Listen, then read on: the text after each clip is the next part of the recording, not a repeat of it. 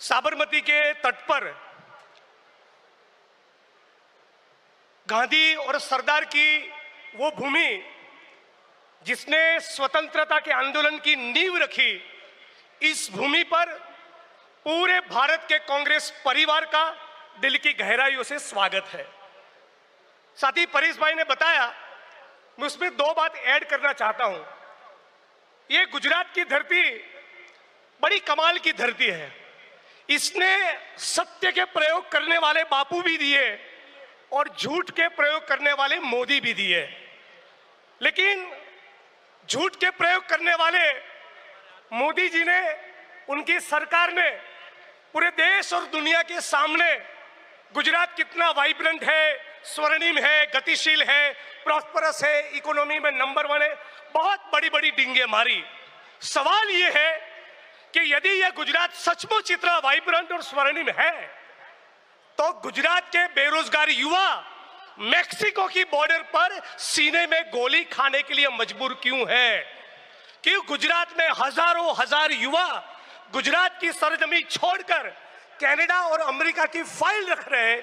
क्यों यहां पर उनको रोजगार नहीं मिल रहा है? वो इसलिए कि यहां का जो ग्रोथ है वो जॉबलेस ग्रोथ है। अब गुजरात की भाजपा सरकार, उसका सैचुरेशन पॉइंट आ चुका है। वो अब के दौर के गुजरात के नई पीढ़ी के लोगों को, गुजरात के सपनों को, गुजरात की आकांक्षा को ये भाजपा की सरकार पूरा नहीं कर सकती। और इसीलिए हम सभी लोगों को एक बेहतर गुजरात के निर्माण का ब्लूप्रिंट पूरे कांग्रेस परिवार की ओर से देना पड़ेगा और वो हम देंगे। हम कहना चाहते हैं कि गुजरात डिजर्व्स बेटर। गुजरात आज जो परिस्थिति है उससे बहुत कुछ ज्यादा कर सकता है, बहुत कुछ बेहतर कर सकता है। 1960 से 90 तक का जो गुजरात था, गुजरात की सरकार ने यहाँ पर व्यापार वाणिज्य का जो संस्कृति था, जो परंपरा थी, उसको आगे बढ़ाते हुए बड़े बड़े उद्योग स्थापित किए। गुजरात इंडस्ट्रियल डेवलपमेंट कॉर्पोरेशन की यूनिट हो, बड़े बड़े डैम हो, इरिगेशन डिपार्टमेंट हो, IIT, IIM, सेप, NID, इसरो, PRL, इरमा, MS यूनिवर्सिटी बड़ौदा, ऐसे बड़े बड़े कैंपसेस की स्थापना की, हेल्थ और एजुकेशन की नींव रखी।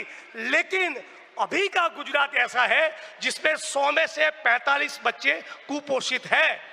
गुजरात में बनास डेयरी है, दूध सागर डेयरी है, अमूल डेयरी है, लेकिन फिर भी 100 में से 40-45 बच्चे कुपोषित है। हमें ऐसा विकास का मॉडल नहीं चाहिए।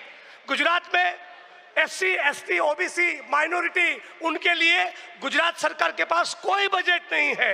मतलब कि सिचुएशन ऐसी खड़ी हुई है कि 80% गुजरात, 75, 80, 85% गुजरात केक के ऊपर चिपकी हुई लाल रंग की चेरी खा रहा है और 15-20% पूंजीपतियों का गुजरात वो पूरी केक खा रहा है। ये जो असमानता है, ये जो इनइक्वालिटी है, उसके खिलाफ हम लोग संकल्पबद्ध है। और राहुल जी ने पार्लियामेंट में से जो कॉल दिया था कि लिख ले लो, लिख कर ले लो, इस बार गुजरात में तुमको भाजपा को हरा कर दिखाएंगे।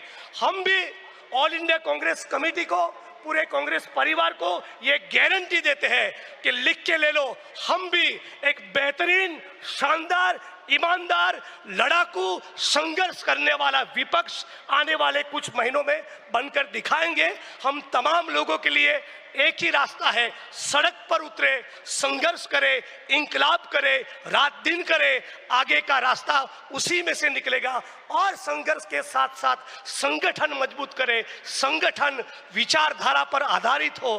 गांधी, सरदार, फुले, बाबा साहब अम्बेडकर के जो विचारधारा थी, उनके जो वैल्यूज थे, स्वतंत्रता के आंदोलन के जो मूल्य थे, उस मूल्यों पर आधारित एक संगठन का निर्माण हो और सड़क पर संघर्ष करे, तो डेफिनेटली आगे का रास्ता गुजरात के लिए और पूरे भारत के लिए निकलेगा।